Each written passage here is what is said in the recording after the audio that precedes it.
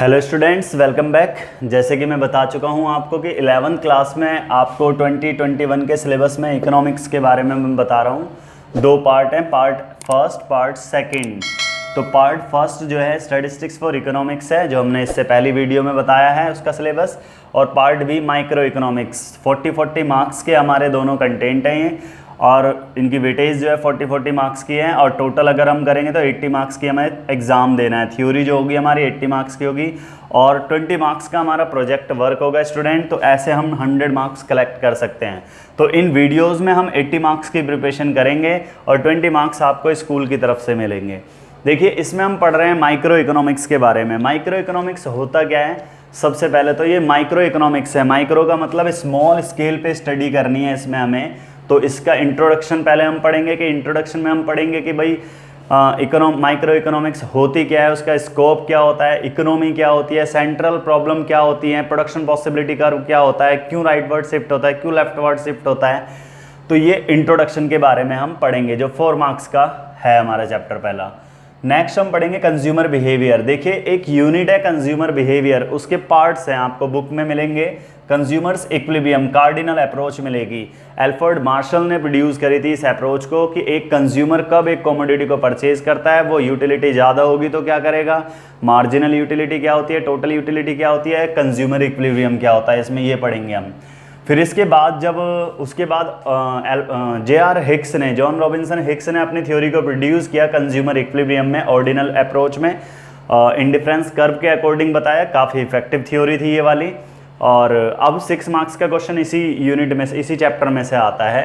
ये हम पढ़ेंगे कि इंडिफरेंस कर्व क्या होता है, कब राइटवर्ड शिफ्ट होता है, कब लेफ्टवर्ड शिफ्ट होता है, और कंज्यूमर इक्विलिब्रियम में कब होता है, बजट लाइन क्या होती है। तो इसमें बहुत सारी ऐसी चीज़ हैं, उसकी प्रॉपर्टीज़ के बारे में पढ़ेंगे आईसी की। Next, theory of demand.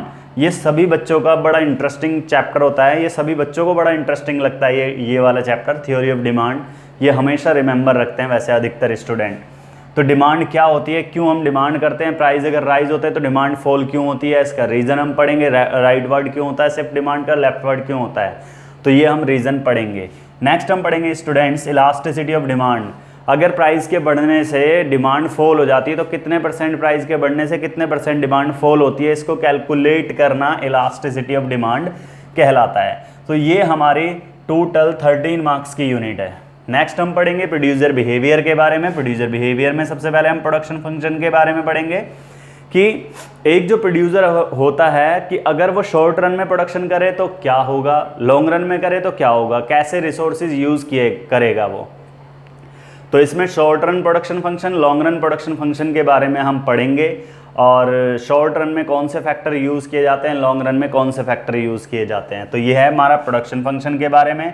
Return two factor क्या होता है, रिटर्न टू स्केल क्या होता है, रिटर्न टू फैक्टर क्यों एप्लीकेबल होता है, रिटर्न टू स्केल क्यों एप्लीकेबल होता है, ये रीज़न पढ़ेंगे। फिर कॉस्ट के बारे में हम पढ़ेंगे। एक प्रोड्यूसर जो होता है अगर कमोडिटी को प्रोड्यूस कर रहा है तो कॉस्ट कितने टाइप की होती है, क्या क्या कॉस्ट इंक्लूड करी जाती है प्रोडक्ट में। ये बड़ा इंटरेस्टिंग टॉपिक है, ये बहुत सारे स्टूडेंट को डिफरेंट टाइप की कॉस्ट के बारे में पता लगेगा। फिर रिवेन्यू, अगर हम कमोडिटी को सेल कर रहे हैं, सेल करने के बाद जो हम अमाउंट रिसीव्ड कर रहे हैं तो वो रिवेन्यू होती है। तो रिवेन्यू के बारे में पढ़ेंगे स्टूडेंट्स, रिवेन्यू कैसे कलेक्ट की जाती है और किस किस टाइप से रिवेन्यू कलेक्ट की जा सकती है, कितने मोड होते हैं रिवेन्यू को कलेक्ट करने के। फिर इसके बाद हम पढ़ेंगे theory and elasticity of supply के बारे में। ये कंज्यूमर के कॉन्सेप्ट था हमारा, ये कंज्यूमर बिहेवियर था। तो यहाँ पर डिमांड के बारे में पढ़ा कि हम खरीदते कब है कमोडिटी को, परचेज कब करते हैं। तो यहाँ पर हम प्रोड्यूसर हैं तो सेल कैसे करेंगे। तो ये सेम कॉन्सेप्ट डिमांड की तरह ही है, सप्लाई भी, लेकिन इसका अपोजिट है। फिर इसके बाद हम पढ़ेंगे प्रोड्यूसर इक्विलिब्रियम। बड़ा इसमें से एक 6 नंबर का क्वेश्चन आता है 6 मार्क्स का। प्रोड्यूसर इक्विलिब्रियम के बारे में हम पढ़ेंगे। एक प्रोड्यूसर इक्विलिब्रियम में कब होता है, MRMC अप्रोच क्या होती है और ब्रेक इवन पॉइंट क्या होता है, ये हम इसमें पढ़ेंगे।